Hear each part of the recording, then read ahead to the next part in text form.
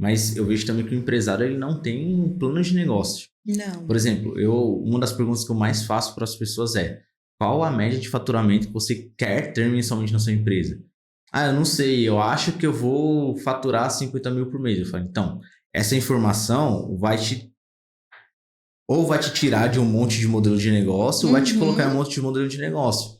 Então, muitas das vezes o empresário ele quer ter a empresa de porta aberta, mostrar para todo mundo que ele agora é um empresário, que ele não é mais um funcionário de ninguém, mas eles querem fazer um plano de negócio e isso causa muito prejuízo, né? Principalmente em forma de tributação e, em segundo lugar, que eu mais vejo é em proteção patrimonial. Porque ele abre a empresa de qualquer jeito e no final ele corre totalmente o risco de perder tudo que ele ganhou.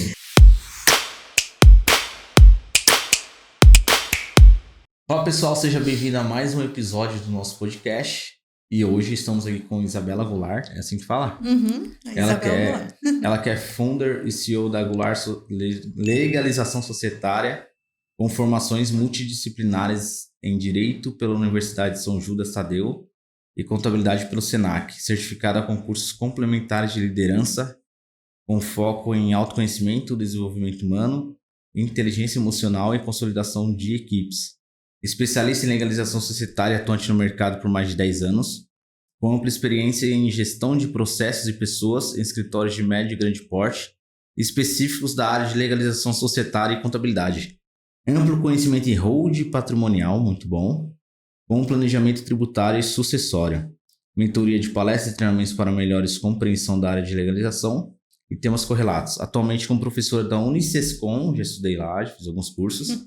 E Contimatic. Muito bom. Isa, seja muito bem-vindo ao nosso podcast. Obrigada. Espero que você se sinta em casa hoje e nós conseguimos bater um papo muito interessante. Com certeza, é um prazer estar aqui com você, ter essa oportunidade de poder compartilhar conhecimento e demonstrar como foi minha trajetória também como inspiração. E vai ser uma troca muito favorável aqui de conhecimento, com certeza. Sim, nossa, para quem não sabe, nós nos conhecemos trabalhando junto, né? Sim. Trabalhamos no escritório junto.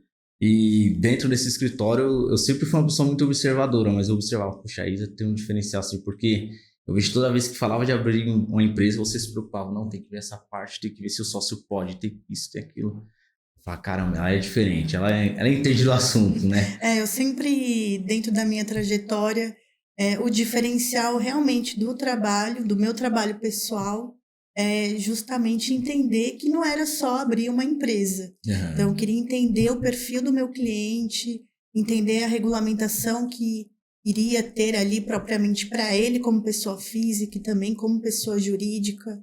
Então, não era um Ctrl-C, Ctrl-V de contrato para poder abrir uma empresa e sim entender o perfil de ambas as pessoas, física e jurídica, que faz todo um sentido na trajetória, né, de qualquer empreendedor. Então, isso sempre foi muito importante para mim como pessoa. Então, eu sempre tive esse checklist interno para desenvolver no meu trabalho também. Muito bom. É algo que a gente não vê muito assim no mercado, né? A gente vê mais aquele padrão, Ctrl-C, Ctrl-V. Eu abri uma empresa assim, eu vou copiar e vou colar para outro cliente. Exatamente. Né? E é justamente nesse sentido do Ctrl-C, Ctrl-V que depois vem os problemas. Não só os problemas na pessoa física desse empreendedor, mas também na pessoa jurídica. Então, isso pode ser que se resolva facilmente, como pode ser que não se resolva. E aí, trazendo ali desvantagens para ele, até ocasionando uma condição não favorável para o negócio dele, né? Show. Mas vamos lá. Vamos chegar nessas partes. Conta um pouco pra gente sobre a sua trajetória. Como você fez para chegar até aqui como founder e CEO da Goulart Legalização Societária? Sim, então, com 18 anos eu comecei como recepcionista de um escritório de contabilidade. E, na verdade, não foi aquele processo típico de contratação. Você entrega o currículo, faz o processo e é admitido. É uma mãe de uma conhecida, e ela era responsável por esse escritório, era um escritório familiar. E aí eu tinha saído do ramo de uma fábrica, de uma joalheria. E aí eu fiquei desempregada e eu falei, não, eu quero entrar dentro de um escritório. E aí, como eu conheci essa amiga conhecida e soube da mãe dela que era dona de um escritório de contabilidade, eu foquei nela para entrar. Então eu ligava para ela, mandava meu currículo. Encheu o saco. Enchi o saco, literalmente. Falava, Selma, você olhou meu currículo? Ela, não tive tempo. Aí até um dia que eu falei assim, ó, estou levando a minha marmita, porque eu sabia que lá era a base de esquentar a marmitinha para almoçar, e eu começo na segunda. Ela deu risada, eu falei, bom, ela deu risada, então isso é uma abertura. Aí eu cheguei com a minha marmita na segunda-feira, comecei a trabalhar naquele escritório como recepcionista, e aí ela foi introduzindo algumas tarefas, que era de legalização societária.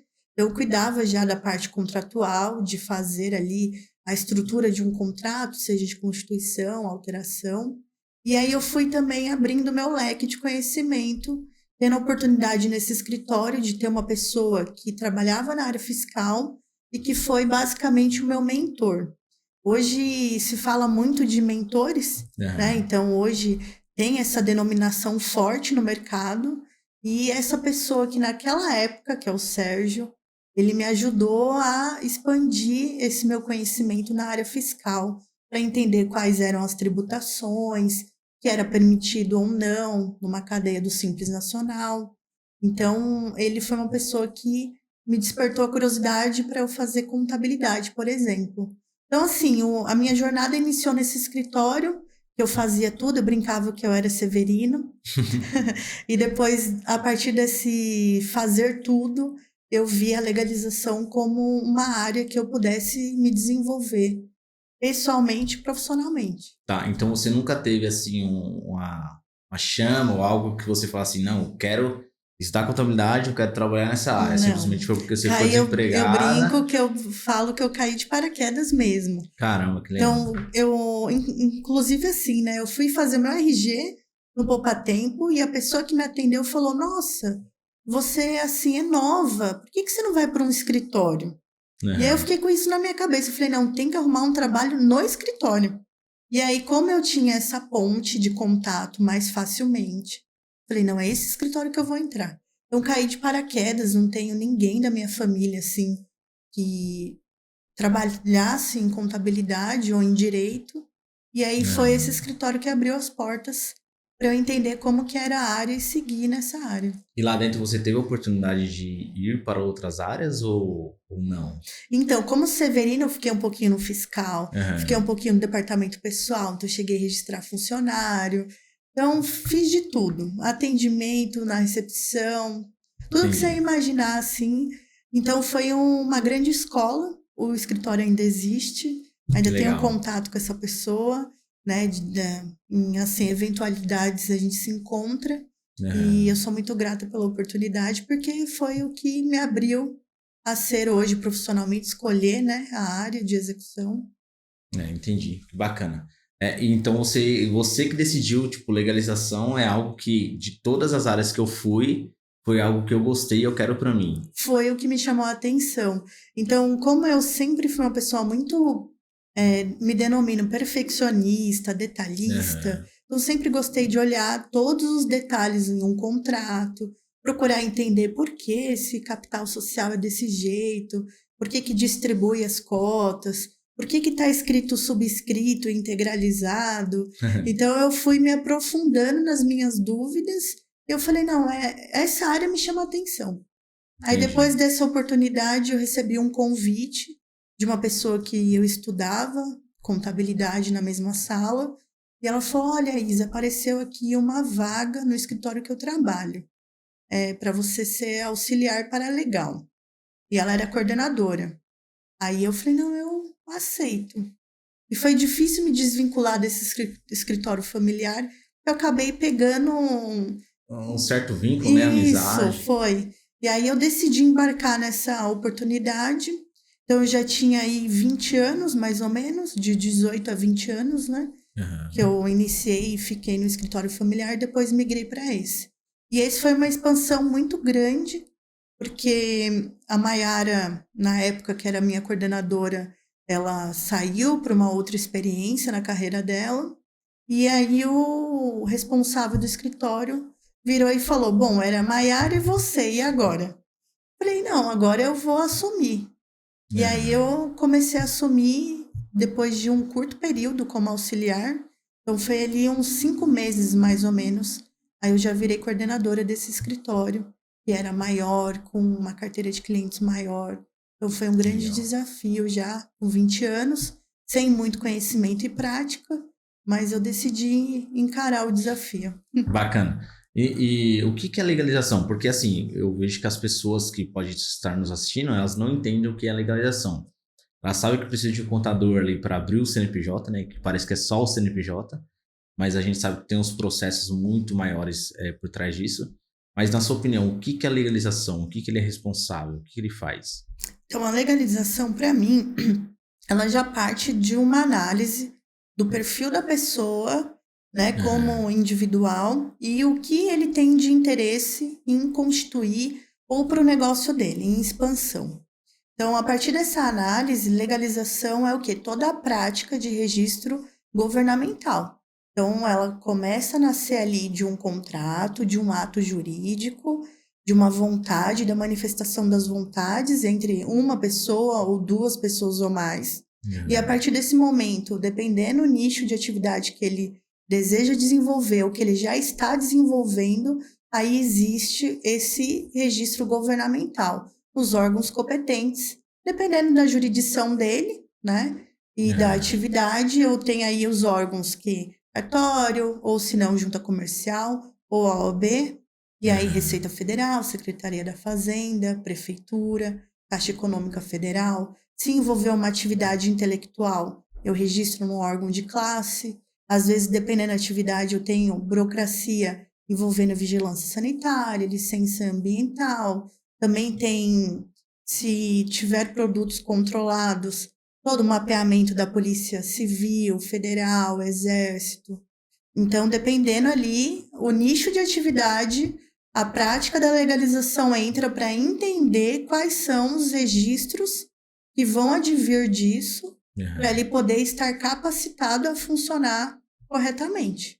É bem complexo, né? Porque uma empresa ela pode ser fácil de abrir e a outra pode ser extremamente muito complexa, né? A abertura de empresa. Exatamente. Por isso que eu falo que não é um Ctrl-C, Ctrl-V, de simplesmente aquela pessoa que tem interesse em abrir, chegar, não, eu quero abrir uma empresa, atividade X. E aí eu vou lá e faço essa constituição no modus operandi, né? Ctrl-C, Ctrl-V. Não. Por isso que eu sempre coloco que legalização, inclusive, é um cartão de visita. Então, ela tem que começar do jeito certo. Porque é a porta de entrada do escritório contábil, por exemplo. Sim. Então, se eu pego o meu cliente, que já a prospecção de cliente hoje já é difícil, por mais que tenha um mercado expansivo. E eu não trabalho esse cliente corretamente, eu já comecei errado dentro do meu escritório. Então, a minha jornada basicamente é entender isso, né? Transformar isso que seja uma maneira tranquila para o empresário, porque com tanta informação acaba ficando tudo muito confuso. E a legalização, a essência dela é essa, de uma boa análise e a prática de registro governamental. E falando de legalização sobre os registros, eu particularmente passo muito por isso, assim, a gente não é um escritório especializado em legalização e tal, mas quando a gente vai abrir, a gente faz toda a pesquisa. E eu vejo que, por exemplo, hoje em dia, por mais que a internet seja uma evolução muito grande, eu vejo que as informações ainda são faltantes na internet, né? Sim. Por exemplo, você vai abrir uma empresa por exemplo, uma advocacia. Geralmente a gente já sabe, tem que ter o órgão na OAB, o registro na OAB e tudo mais. Mas dependendo da empresa, por exemplo, um restaurante, você já tem que fazer outro tipo de pesquisa que é totalmente diferente e que muitas vezes você não encontra na internet, né? E eu vejo, na minha opinião, eu vejo que os empresários, eles têm uma dificuldade em relação a isso. Porque eles chegam com a ideia, tipo assim, muitas das vezes eles já chegam com o restaurante, com a empresa dele já pronta, já tá funcionando, estourou algum BO lá, ele precisa de um CNPJ. Para emitir uma nota, para comprar insumo. Ou às vezes ele já tem um CNPJ, mas ele achou que o CNPJ era super suficiente para ele. E, na verdade, tem outros órgãos que ele precisa se regularizar e ele não regularizou ainda. Mas eu vejo que essa falta de informação é o que causa isso. E a pressa também, né? Você vê isso? É a pressa de querer fazer logo, de abrir logo a empresa e botar a cara a tapa? Com certeza. E hoje o mercado ele vem trazendo uma funcionalidade nesse sentido muito grande. De abra sua empresa em até 24 horas. Uhum. Então, assim, se você fazer uma pesquisa no próprio site do governo federal, você vai encontrar lá o mapa de empresas. Lá vão trazer gráficos que é passível você abrir empresa, dependendo a jurisdição, em até horas, 1, 3 horas. Só que, será que está sendo feito da maneira correta? Então, sim, são muitas informações que são lançadas na internet, não existe uma jornada de início ao fim do que é aplicável a cada caso. Uhum. E aí é onde o quê? Não, vou na facilitação. 24 horas eu tenho meu CNPJ aberto. E aí é onde o quê? Nessa facilitação que vem os erros, que vem possivelmente o que você pensava em ter a abertura de uma empresa economicamente saudável, lá na frente não é.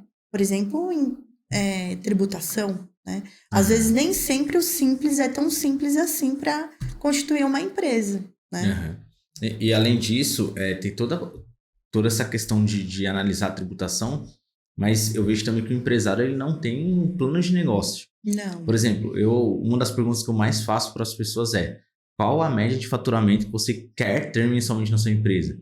Eu não sei, eu acho que eu vou faturar 50 mil por mês. Eu falo, então, essa informação vai te tirar de um monte de modelo de negócio, ou vai te colocar em um monte de modelo de negócio. Exatamente. Então, muitas das vezes o empresário ele quer ter a empresa de porta aberta, mostrar para todo mundo que ele agora é um empresário, que ele não é mais um funcionário de ninguém, mas eles querem fazer um plano de negócio e isso causa muito prejuízo, né? Principalmente em forma de tributação e, em segundo lugar, que eu mais vejo é em proteção patrimonial. Porque ele abre a empresa de qualquer jeito e no final ele corre totalmente o risco de perder tudo que ele ganhou. E tem assim, hoje, com a expansão do mercado digital, se vê muitos infoprodutores. E aí o que acontece? O faturamento dos infoprodutores, eles estão elevados. Então nessa cadeia existe uma aquisição de patrimônio pessoal muito grande. E aí acaba adquirindo patrimônio sem ter uma proteção desse patrimônio, mistura pessoa física com pessoa jurídica, e no final o patrimônio não está protegido, você perde o patrimônio, como você bem falou, e assim, tudo que ele ganhou rapidamente, o mercado digital tem o faturamento de 3 dígitos em poucos dias. Sim. Então, hoje... Né? Exatamente, dos carrinhos. Então, nesse período, eles faturam muito. E aí, eles já adquirem muitos bens na sua pessoa física, mas não toma cuidado na pessoa jurídica. Então, é onde vem, assim, depois a dor de cabeça de sentar e falar, vou constituir uma holding patrimonial. Isso é bem importante. E até quem não tem condições, às vezes, de ter uma holding patrimonial, eu acho que uma análise bem correta, assim, no momento de abrir empresa, não abrir, por exemplo... Eu vejo que muita gente, mas... cara, eu sou MEI, eu tenho que desenquadrar, coloca aí para mim ser um empresário individual, mas às vezes ele sendo, por exemplo, uma sociedade limitada unipessoal vai ser melhor para ele. Só que a pressa que ele quer, assim, as coisas tão rápido, ele não quer ter paciência de esperar, de fazer uma análise, pode causar um prejuízo grande. Exatamente. Então, por exemplo, essa análise do tipo jurídico. O que é o tipo jurídico? É justamente se eu vou abrir uma empresa como empresário individual, como uma sociedade limitada unipessoal, ou dependendo, é uma sociedade anônima. Então, essa análise, ela significa muito na estrutura. Por exemplo, o empresário individual. É individual a ponto de misturar ônus e bônus. Sim. Ou seja, pessoa física e jurídica. Então, vale a pena? Se eu contrair dívidas na minha pessoa física, lesionar a minha pessoa jurídica? Ou ao contrário? Então, tudo isso parte do quê? Daquele planejamento de analisar a pessoa física, a pessoa jurídica. Analisar a atividade, que é muito importante. Né? Às vezes o cara tem uma atividade que realmente não tem tanto risco assim, de ele lesionar a outra parte. Mas tem atividade que, nem se for de infoprodutor, que é um risco muito grande. Sim. Se ele sofre uma punição seja ela governamental ou até de processo jurídico, ele pode afetar muito forte a pessoa física dele ou vice-versa, né? Sim, a pessoa com jurídica. certeza. Show. E na sua opinião, sobre o preparo de pessoas... Qual a sua opinião, né, sobre o preparo das pessoas para o empreendedorismo? Acho que a gente está falando muito disso, mas na sua opinião, você acha que as pessoas estão preparadas para empreender? Ou é algo mais que elas vão, tipo, um vai atrás do outro, o outro tá fazendo, eu vou fazer também, é a modinha do momento, o que você acha? Então, eu vejo muito um circuito de um seguir a trajetória do outro, né? E, obviamente, tem pessoas que vêm buscando diferenciais, assim como você, assim como eu tenho esse cuidado, mas o empreendedorismo ainda vem seguindo a trajetória um do outro. E aí, o que está muito no mercado, em expansão, o pessoal vai seguindo e não acaba olhando para si, na sua trajetória, dentro da sua própria casa, seu escritório ali, o que ele pode fazer de inovador. Então, assim, muito se copia hoje em dia. Então, qual que é o diferencial dos empreendedores hoje, né? Então, eu deixo essa pergunta assim no ar. Qual que é o que você vem aplicando no seu dia a dia para ser diferente dos demais, para chamar a atenção? Porque hoje todo mundo é muito repetitivo as atividades. Contabilidade, mercado de contabilidade, ou de legalização também, ou de advocacia. Então, o que você aplica dentro do seu próprio negócio para ser diferente dos demais? Então, assim, é uma trajetória que vem em repetição. Eu vejo que as pessoas não seguem um planejamento, um plano de negócios, de entender o público-alvo. Porque se você quiser atingir todo mundo, dificilmente você vai atingir alguém. Isso é verdade. Então, o que, por exemplo, eu, Isabela, dentro da minha área e dentro do meu escritório, quando eu decidi empreender, qual que seria o meu diferencial? Justamente público-alvos. Eu não quero ser uma concorrente de um escritório de contabilidade, nem uma concorrente de um escritório de advocacia. Eu quero ter eles como parceiro. Então, eu aproximo desses clientes, desse nicho de atendimento, justamente trazendo o quê? Uma gestão de processo, uma gestão de pessoas em escritórios que já estão modelados, por exemplo. Então, eu não quero entrar propriamente e terceirizar o seu serviço e fazer com que você desvincule funcionários ou que você não tenha mais legalização dentro do seu escritório. Na verdade, meu objetivo é fazer com que você cresça com as ferramentas que você tem. Então, foi aí que eu entendi no mercado a importância de atender esse público-alvo com consultoria, por exemplo. Que é bem diferente, né? É bem diferente. Então, pense, eu vou trabalhar dentro do seu escritório por determinado período, desenvolver as suas pessoas com mentoria, com treinamento de liderança e cuidar dos seus processos. Entender a ferramenta que você usa hoje, como que é o seu checklist da jornada do empreendedor, se passa por etapas, ou se recebeu o processo e vai tocando, ou é uma planilha de Excel. Então, tudo isso eu entro e incorporo como vestindo a camisa da contabilidade do escritório em si, para aplicar uma consultoria e usar os meios que ele tem para expandir o negócio dele. Entendi. Isso tudo voltado à legalização. Você está falando de processo de legalização, né? Exatamente. É interessante. Exatamente. Estão desenvolvendo células de atendimento. O que a legalização societária hoje ela pode expandir dentro de um escritório? Será que é só constituição de empresa? Não. Tem células diferentes que você pode aplicar. Aplicar uma mentoria de holding patrimonial que é ligada à contabilidade. Eu tenho que entender o patrimônio do meu cliente. Sim. E eu tenho que ter a prática de legalização, a prática jurídica também. Eu posso unir esses bracinhos e guiar ali o escritório de contabilidade com um novo nicho de atendimento. Então, assim, não é reter um conhecimento que eu desenvolvi durante toda essa minha fase. É sim expandir a ponto de você crescer comigo. Até porque, digamos que no mercado você não vai conseguir praticar também o valor que você merece. Digamos assim, você adquiriu tanto conhecimento Porque se você for cobrar o valor pelo conhecimento que você tem, você não vai conseguir. Exatamente. Porque o mercado está muito descasado. É muito competitivo nesse sentido. Está muito descasado. Hoje, por exemplo, legalização, tem empresa aí que abre CNPJ gratuito, tem gente que abre CNPJ. E ainda pagando pelas taxas do cliente. Tem escritório que abre com 300, 400 reais. Sim. Fala, gente, como é que vocês conseguem? Não consigo. Eu não consigo. E eu perco muito, mas muito orçamento mesmo, assim, porque eu coloco um preço assim, tipo, R$1.500. Fora as taxas, fora tudo. É um preço muito baixo ainda, eu acho, entendeu? Sim, com Achei um preço muito baixo. Aí o cara fala assim, não, eu achei mais barato. Eu falo, gente, como assim mais barato? Só que o que acontece? Eu trabalho disso. Exclusivamente disso.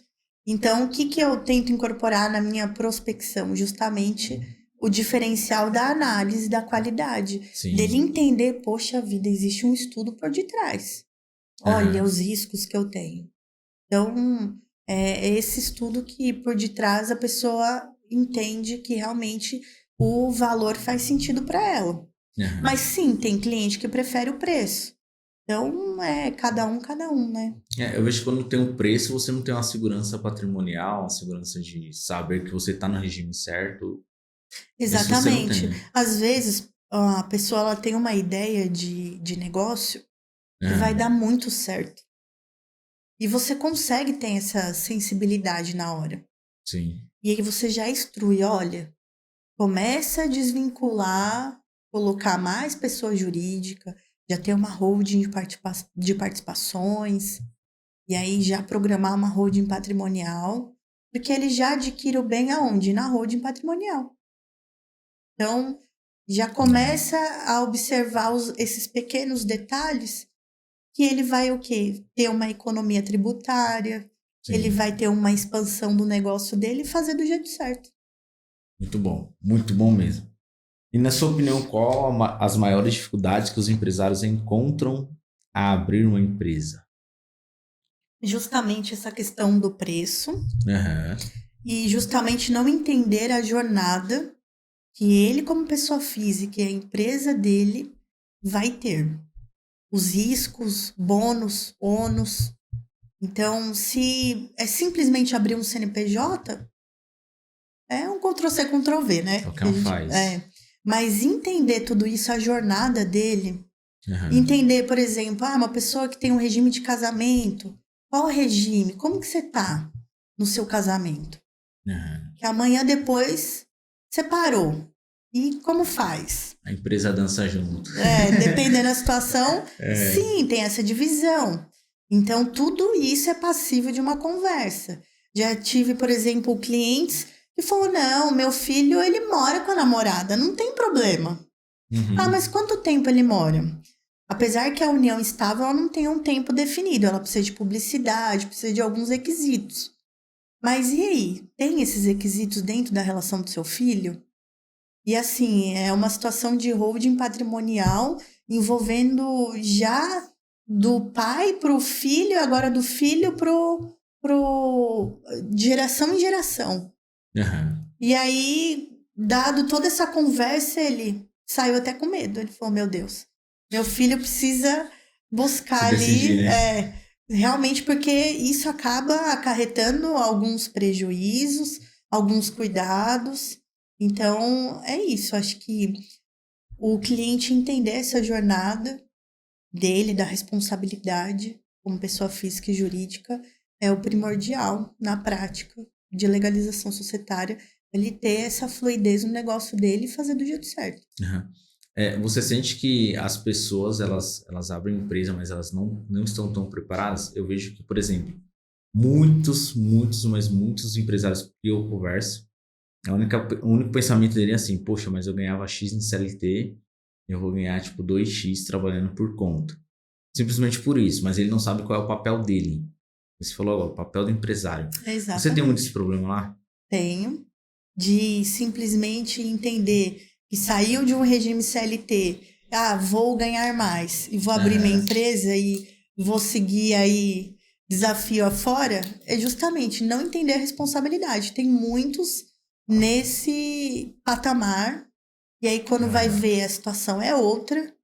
Não estou aqui para romantizar o empresário, Até porque empreender é difícil. Empreender é muito difícil. Uhum. Então, quando você está acostumado a um comodismo fictício de um CLT e abre a porteira para você empreender, você fala, e agora? O que eu vou fazer? Como fazer? Então, acho que o primeiro passo é entender a sua responsabilidade, inclusive como pessoa, para inspirar, para desenvolver outras pessoas. E hoje eu tenho essa responsabilidade comigo. O que eu, Isabela, como pessoa, e o meu escritório, ele tem investido em outras pessoas para desenvolver elas. Porque não é um pensamento mais individual como o CLT. Sim. Eu tenho o meu salário, eu desenvolvo o meu trabalho na carga horária X, entrego, se registrou, se deu certo, ótimo. Não. O empreender agora envolve uma responsabilidade sua com as outras pessoas. Né? Então, assim, é uma cadeia que movimenta economicamente e que movimenta pessoalmente também. Porque o que tem de pessoas que abrem empresas, monta lá o seu escritório, desenvolve a sua atividade e não tem uma gestão de pessoas adequada, também o negócio não vai para frente. Na verdade, eu vejo que não tem nem a gestão do negócio mesmo. Negócio também. Eu vejo que a pessoa, ela abre a empresa, mas ela é o CLT. Ela é o próprio funcionário da empresa. Ela abre a empresa, tipo, vamos supor, um pedreiro que abre uma pequena construtora ali para construir algumas casas e vender. Mas ele ainda é o construtor. Ele não tem o pensamento, poxa, agora eu sou empresário. Beleza, eu tô no meu começo, eu sei que às vezes vai precisar eu colocar a mão na massa, mas eu tenho que ter um pensamento diferente, tem que ser o cara que tem que pensar diferente, tem que ser o cara que às vezes tem que abandonar o operacional ali, a produção, eu tenho que sentar no escritório, eu tenho que pensar, eu tenho que sentar, tenho que aprender.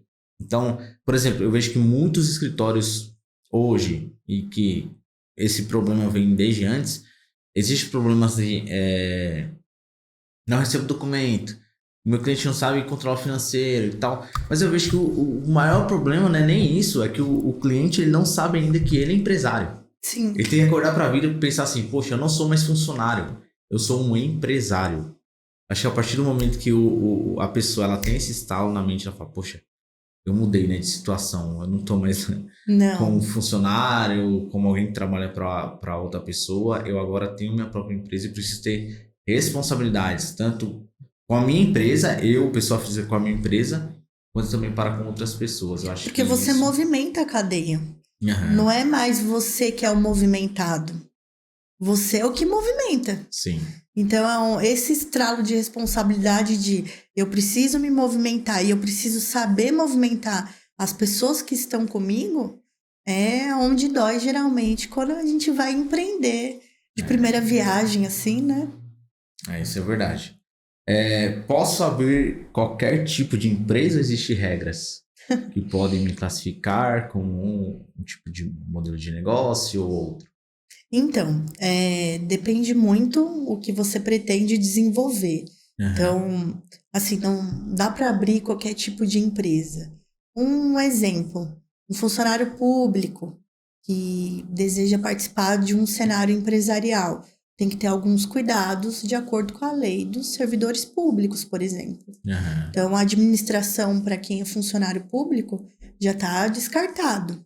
Sim. Então, outros cuidados que eu tenho que ter. Se eu participo de um MEI, quero abrir uma outra empresa, você também está descartado. Aí você só fica vinculado no MEI, ou senão você transforma o seu MEI para um outro negócio, outro nicho de atendimento. Por exemplo, eu tenho aqui o meu restaurante e a minha mulher tem uma estética. Às vezes informalmente. Posso colocar tudo na mesma empresa? Ela emite a nota dela, eu emito a minha e tá tudo bem. Não. Não, é uma salada mista em que você pegue todas as atividades. A atividade já tem que seguir uma consonância, né? Sim. Então, se eu trabalho com um restaurante, eu tenho que seguir essa triagem. Não dá para fazer aí, pegar todo mundo que quer emitir uma nota e colocar para abrir uma empresa. Nós pegamos um caso desse semana passada. A mulher, ela é costureira e o marido, ele trabalha com troca de óleo. Ela falou assim, posso abrir minhas empresas? Eu falei, assim, você vai conseguir abrir o CNPJ. Não vou mentir pra você e falar que você não vai conseguir. Você vai conseguir. Mas eu não recomendo. Por quê? Eu falei, moça, mas a tua atividade nada a ver com a outra. Vai ser uma confusão. Eu falei, uma você vai precisar prestar um tipo de nota, na outra você vai precisar emitir outro tipo de nota, mas nota obrigatória. Então, aí, pra você ter ideia, o empresário não sabe nem isso ele não tem na cabeça ainda. O que é nota fiscal, qual o risco, se é crime, se não é. É a jornada de como se fosse um bebê recém-nascido. De você toda a trajetória ali até o desenvolvimento. E realmente, muitos não têm ciência. Eu mesma já tive um caso que eu visualizei no escritório que eu trabalhei, que o cliente era de venda de óleos, só que o que acontece? É uma cadeia a emissão de nota. Recebeu a mercadoria, não emitiu a nota para venda, e no final aquele que emitiu foi cobrado e ele depois foi cobrado. Então, como era uma empresa muito grande, estava em processo de fiscalização, dentro dessa cadeia ele foi chamado também para poder apresentar ali os balanços, a parte fiscal dele. Então, assim, às vezes você acha que não tem interferência, mas dentro de uma cadeia, em algum momento, você vai ser sinalizado. Seja pela Receita Federal, seja porque a relação que você teve, né, como compra ou como venda, interferiu nesse processo de fiscalização. Então, é esse cuidado que a gente tem que levar para o cliente, dele entender, olha, não dá para misturar as coisas, né? Até em questão também, uma coisa muito importante, questão de sociedade, né? Com quem que eu vou me tornar sócio. Às vezes o cara já é sócio em outras empresas, isso vai impactar, por exemplo, até o regime tributário que eu posso escolher. Exatamente. Então, às vezes o cara lá, o outro sócio, ele já tem uma participação grande lá nas outras, que vai atingir o limite, e a minha não vai conseguir mais entrar em um determinado regime tributário. Acontece muito isso no Simples Nacional, de alguém que já entende o Simples como um meio de regime tributário de menor, né? Dependendo da atividade. E aí ele decide abrir várias, com vários circuitos assim, e no final acaba lesionando quem está junto com ele nessa cadeia. Então tem realmente a somatória do A, do B. Então, esse cuidado de observar quem que você também participa junto à sua sociedade. Então, assim, quando eu faço a constituição de uma sociedade... É todo um campo de pesquisa, né, que você faz. Né? Mas é tudo assim, quem está do outro lado... Não, eu quero chamar fulano que é influente no mercado. Beleza, vamos lá. Só que é mil maravilhas. E depois o que acontece? Você tem uma linha de raciocínio, eu tenho outra. O negócio não anda. E aí é onde o que era um paraíso virou um inferno. E aí, outro detalhe importante que é na legalização, na parte contratual, também envolvendo uma prática jurídica. Se eu não tenho uma cláusula que estabelece a minha exclusão por justa causa, ou remanejos dentro do meu capital social, que um esteja com 50 a mais, eu não tenho o quê? Votos para retirar aquele que não está dando sequência da forma correta na sociedade. Se a pessoa desenvolve algo que é ilícito, se eu não tiver a cláusula, é judicialmente. E aí nós sabemos como funciona o judiciário para isso. E extrajudicialmente, eu tenho condições de excluir essa pessoa. Então basta ter um contrato que tenha pautado lá uma consideração de exclusão por justa causa, por exemplo. Muito importante. Sim. São várias coisinhas, né, que você tem que ficar pensando assim. Por isso que é importante ter uma equipe especializada nisso, uma pessoa que tem especialidade nisso, para abrir empresa, porque são vários pontinhos assim que você... Falecimento é outro exemplo. Faleceu, às vezes existem herdeiros. Acontece muito em escritório de contabilidade familiar. O pai trabalhou a vida inteira para manter o escritório e ali desenvolveu, e o herdeiro é um surfista. Tem nada a ver, né? Tá nada a ver, não quer saber do escritório de contabilidade. E aí, se na cláusula de falecimento não prevê o que vai acontecer, óbvio que tem que ter um responsável técnico, contador, para assumir, né? Mas como herdeiro, ele vai ter que discutir ali os pormenores. Mas tudo isso tem que evidenciar antes, né? discutir antes, entender se falecer vai dissolver totalmente, vai passar para um responsável técnico, como que vai ficar essa outra questão, né? Isso é muito importante. Eu vejo que isso é importante sobre o falecimento, sobre a exclusão também é muito importante. Outro aspecto importante é sobre retiradas. Isso dá muito problema, eu vejo que dá muito problema. Sim. Tem Prolabore, não tem Prolabore, vai ter distribuição, quem vai decidir as distribuições, vai ser por igual, vai ter distribuição... Se é desproporcional ou não. Desproporcional, e aí entra uma série de questões, mas eu acho que, de novo, eu acho que tipo, o maior problema é a pressa. O maior problema é a pressa. O cara tá com pressa de abrir empresa, aí lá na frente dá 2 meses e fala, poxa, mas eu tenho uma sócia aqui, que ela tem um percentual de capital menor na sociedade, mas, querendo ou não, ela é que, sei lá, ela tem uma atividade maior aqui na empresa e a gente vai distribuir mais para ela. E agora? Exatamente. Se não fizer uma cláusula de distribuição desproporcional, como que fica esse assunto? Ata de aprovação de contas. Né? Então, tipo, tudo isso é importante. É deixar a pressa de lado, sentar e falar, minha ideia é essa. Eu quero estar tudo certo para mim não ter problemas. É o que eu falo para os meus clientes. Eu falo, cara, a abertura da sua empresa vai demorar. Não vou mentir para você, até porque eu sigo todo o processo. Eu sei que no processo, por exemplo, de São Paulo, às vezes você passa ali em viabilidade 2, 3 dias, assim, ó. E às vezes eu ainda mando e-mail, falo, tá parado aí. Me ajuda, né? Com certeza. Mas eu sei que tem um processo que, pelo menos aí em sites do governo e tudo mais, eu vou levar ali 15 dias. Para mim ter todos os processos muito bem feitos. Se não tiver erro, se não tiver alguma coisa que eu vou ter que... Até na observância do próprio órgão. Às vezes você seguiu o processo do jeito certo e hoje a gente tem, infelizmente, muito acirrado isso na nossa jornada de trabalho, que é a inobservância dos órgãos em analisar e indeferir, sendo que seguiu todo o circuito corretamente para deferir. E eles vão lá e indeferem. Às vezes com algumas justificativas que até ausência de entendimento, às vezes até a identificação da letra é difícil. Sim. Vindo da Jusesp, Junta Comercial de São Paulo, às vezes você não consegue nem entender a letra de quem analisou o processo. Sim, às vezes tem a exigência, você vai ter que botar um monte de passo anterior, então demora muito mais tempo. E fora que a questão da análise. Ó, o cliente, calma.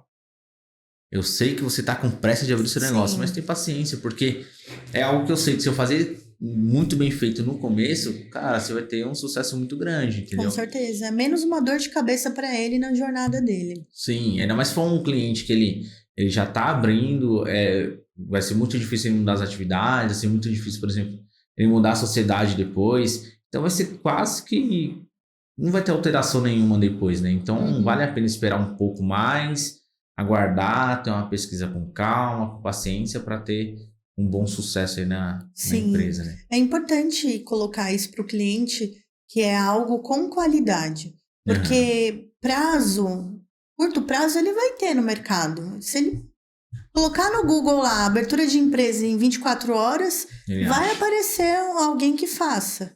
Mas não tão bem feito como deveria, né? Nem com proteção ali patrimonial para ele. Com entendimento disso, né? Pelo menos ele tendo entendimento aonde ele está indo com a empresa dele, já é um grande passo. Sim. Qual é a maior dificuldade que você encontra hoje em prospectar clientes, fora preço? Preço tá top 1. Porque é um que eu também enfrento, é preço. Sim, preço. Então, eu acredito que as facilitações que o mercado vem trazendo nesse nosso nicho de abertura, de legalização. Então, não é só o preço, mas sim questão do prazo, de oferecer 24 horas, muito rápido, contratos que já são padrões, né? Às vezes até do órgão, mas que acabam ajudando nessa facilitação de prazo. Mas como eu sempre falo, vamos parar, observar todas as cláusulas obrigatórias, entender o que você está assinando aqui para constituir uma empresa, o que lá na frente vai te respaldar ou não.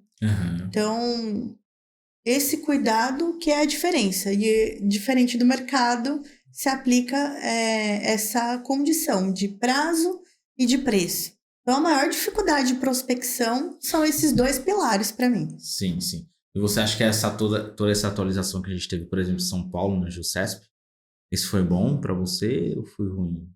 Então, eu não sou a favor do contrato padrão, por exemplo. Mas todo o processo sendo digital, por exemplo, hoje. E isso ajudou muito.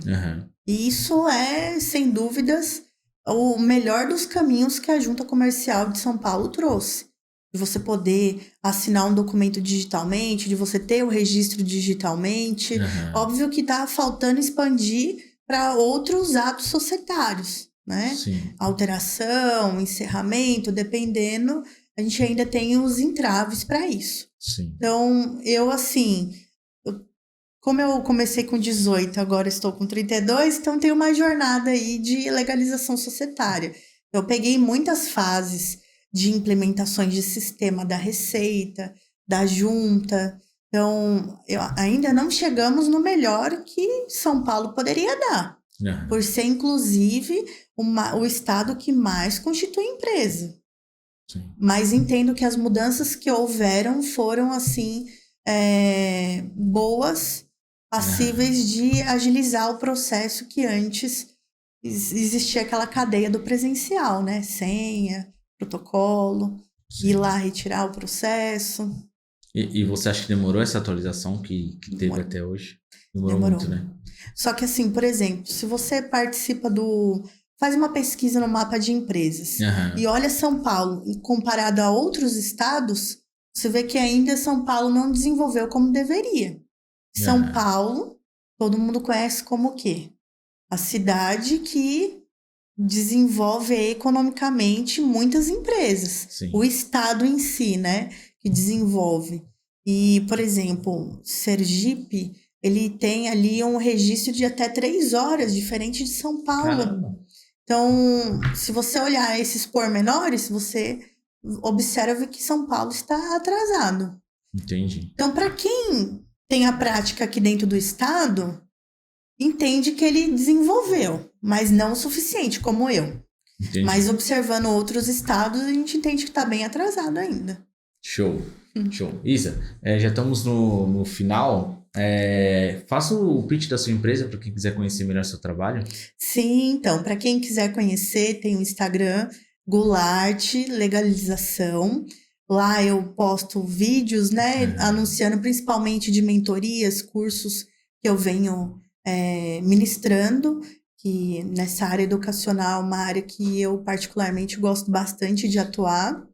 E para quem deseja implementar uma consultoria, uma gestão de processos e pessoas, ou até mesmo uma terceirização, quarteirização da área, o meu contato também está no Instagram, meu WhatsApp. Então, para ficar à vontade para criar conexões, fazer trocas saudáveis de conhecimento, acho que dentro do nosso universo, o profissionalismo, a troca, o network, ela é de grande valia.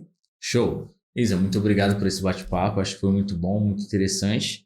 Falamos sobre legalização e como que os empresários podem ver nesse departamento, né, que eles não enxergam no dia a dia, mas que existe dentro do escritório contábil que eles podem contar para ter uma proteção maior, né, dos seus bens, daquilo que eles conquistam para não perder. Não adianta nada trabalhar, conquistar e depois perder tudo por conta de um erro ou de uma falta de atenção que ele teve. Então, muito obrigado pela sua atenção. Eu que agradeço. Ter vindo aqui falar um pouquinho com a gente. Prazer imenso.